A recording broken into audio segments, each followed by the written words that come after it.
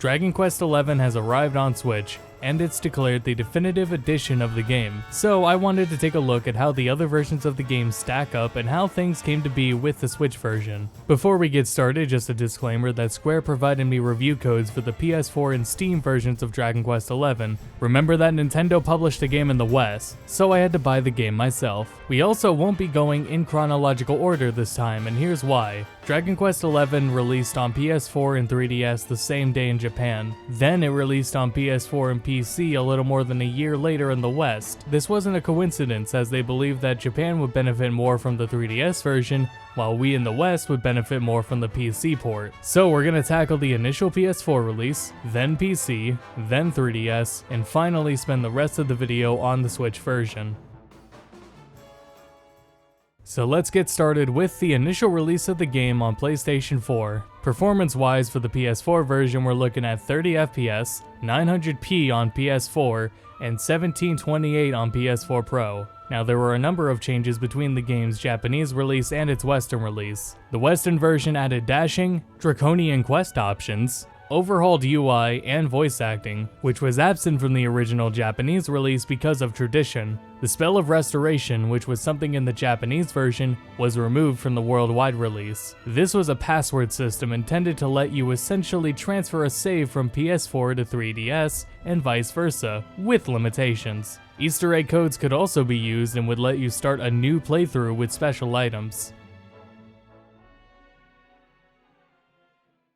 Next up is the PC release, which was the same day as the PS4 release in North America and PAL regions. Content-wise, it's identical to the PS4 version. Now performance-wise, we're looking at having no FPS cap, the game goes up to 4K resolution, and way faster loading. If your goal is the prettiest possible experience and the smoothest, a good PC will be able to deliver that with the PC version. And with no content change, we can move on now to the 3DS version, which again, released the same day as the PS4 version in Japan. Development of the 3DS version started midway through the PS4 version's development. It's a completely different engine and had assistance in development from Toy Logic. Ergo, it's a radically different game visually and can't really even be considered a port. But it did introduce a number of changes and additions that later go on to appear in the Switch version, so let's just discuss what's relevant in that regard. So the 3DS version features a unique 2D mode, and you can play through the entire game in this mode.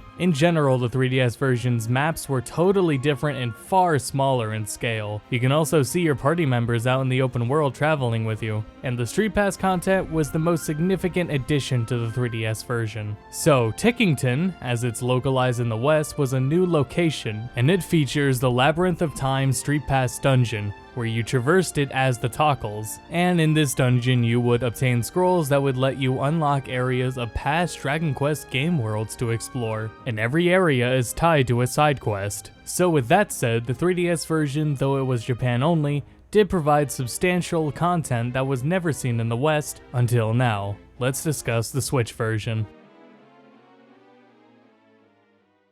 Dragon Quest XI's Definitive Edition makes a massive amount of changes to the game. The Switch version was in the plans during the original development, but Unreal 4 didn't support the Switch yet, so the Switch version was developed on a different, newer version of Unreal 4 than the PC and PS4 versions. They did consider delaying all versions until the Switch version was ready, but they just didn't want to make PS4 and PC players wait any longer. At the beginning of the year, Square was asked if the content was being brought over to the PS4 and PC versions. They said they were undecided on the matter, so for an indefinite amount of time, the Switch version will be the only version with all of the following changes. Now let's get started with the long list of features added, starting with general quality of life things. You can now skip cutscenes or have text boxes progress automatically. The start button now opens up a quick commands menu, and menus can be controlled with the analog stick instead of just the D-pad.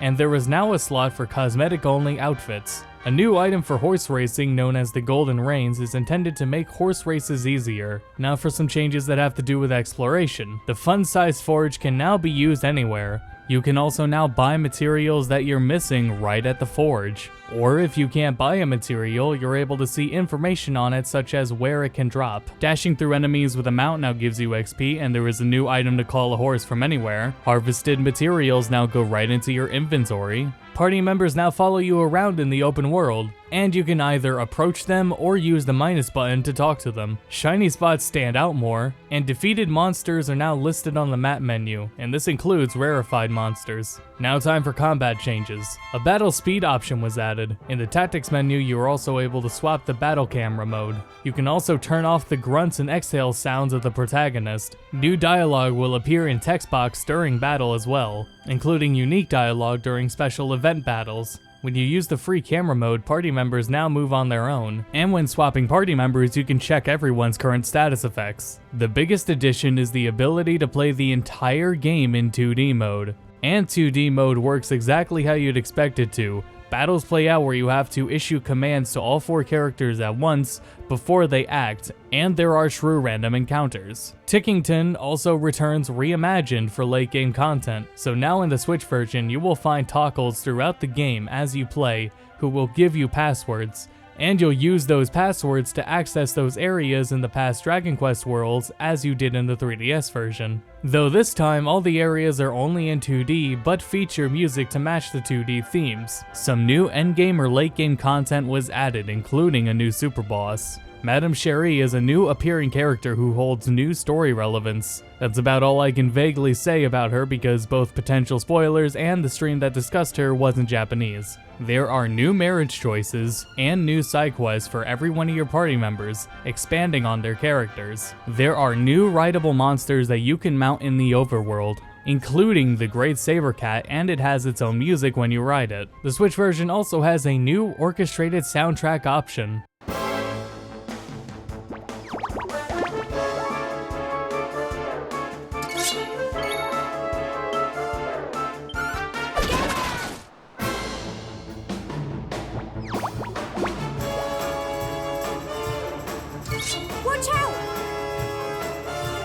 A Japanese dub now exists and also dual audio support. A fun new photo mode was added, though there is no more FPS camera mode. New draconian quest options were added, including Super Shy Pox, Townsfolk Talk Tripe, and Party Wiped Out if protagonist perishes. And they removed no fleeing from battle. There are a number of new costumes and you can download some, including the attire of the hero from Dragon Quest VIII, although that's not new. But what is new is that if you own that free DLC, you'll be able to change the overworld music to that of Dragon Quest VIII.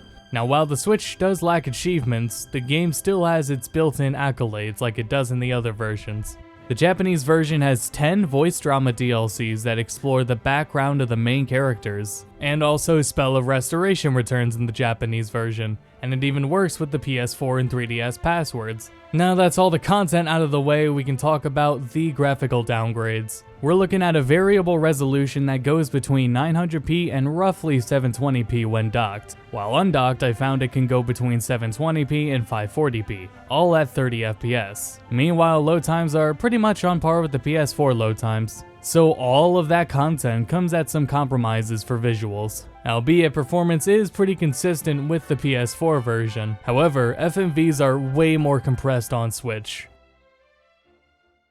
If you're looking for the version with the most content, you should be eyeing the Switch version, especially for those in Japan as well. The Switch version's content means much more. And the new content on top of portability might sway some folks to double dip if they bought the game when it came out before. I heavily recommend that if you have a Switch, you should get the definitive edition. If visuals are more important, of course, then the PC version would be the way to go. Best load times, resolution, and frame rate. And if you only have a PS4, a Switch probably isn't worth buying for one game, so you've still got the vanilla version of the game. Meanwhile, the 3DS version is a radically different game and of course only in Japanese. Regardless of the version you play though, Dragon Quest XI delivers a substantial amount of content and is what many regard as a killer JRPG that is as traditional as it gets. I'll be continuing my playthrough on Switch, but that about covers all of the changes between the ports. Apologies for some vagueness about some later game content, though they were intentionally vague on those details due to spoilers, so it may be a blessing in disguise. Anyways, thank you for watching, and I'll see you all next time.